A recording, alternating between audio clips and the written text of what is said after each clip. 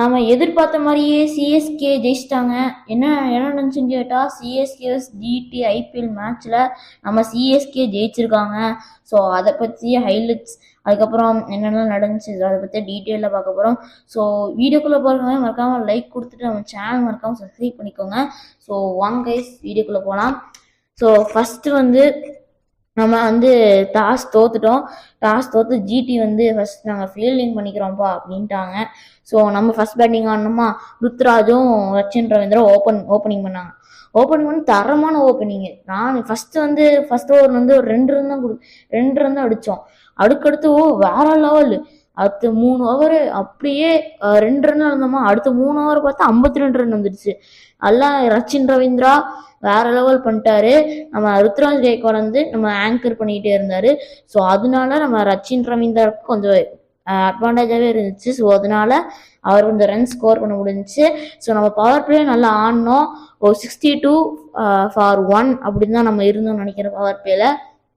அதுக்கடுத்து வந்து இவர் அஜிங்கே ரஹானே, நம்ம ருத்ராஜ் நல்லா ஆடினாரு 46 ரன்ஸு. நம்ம ரச்சின் ரவீந்திரா 46 ரன்ஸில் அவுட்டு. அதுக்கப்புறம் தூபே நல்லா ஆடினாரு 51 ரன்னுக்கு அவுட்டு. டேரின் மிச்சல் எல்லாம் மறுபடியும் டீம் கான்ட்ரிபியூஷன் தான். சமீர் டெபியூட் ஆனாரு, ஒரு 16 ரன் அடித்தார் முக்கியமான இடத்துல.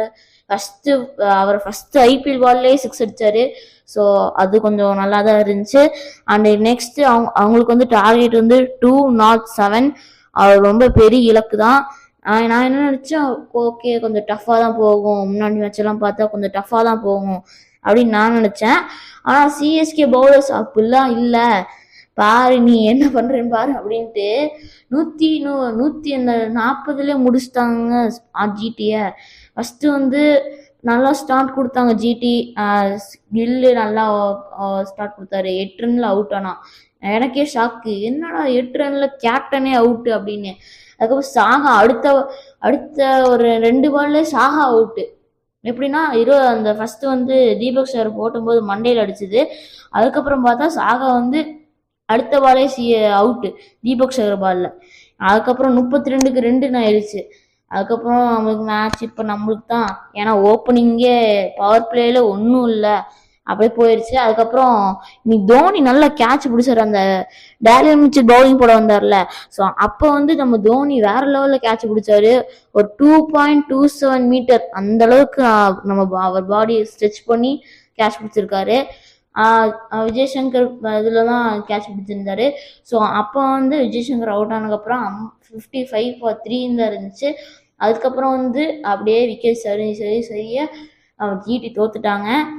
அடுத்து வந்து நம்ம வந்து 63 ரன் வித்தியாசம் ஜெயிச்சிட்டோம். இப்போ வந்து பாயிண்ட்ஸ் டேபிள் நம்ம தான் ஃபஸ்ட்டு இருக்கோம். ஸோ இதை பற்றி நீங்கள் என்ன நினைக்கிறீங்கன்னு மறக்காமல் கமெண்ட்ஸில் சொல்லுங்கள். ஸோ வீடியோ பிடிச்சிருந்தா மறக்காமல் லைக் பண்ணி உங்கள் ஃப்ரெண்ட்ஸ் அண்ட் ஃபேமிலிக்கு ஷேர் பண்ணுங்கள். அண்டு மறக்காமல் சப்போர்ட் பண்ணுங்கள், சப்ஸ்கிரைப் பண்ணுங்கள். இன்னொரு வீடியோ உங்களை நான் பார்க்குறேன். பாய்.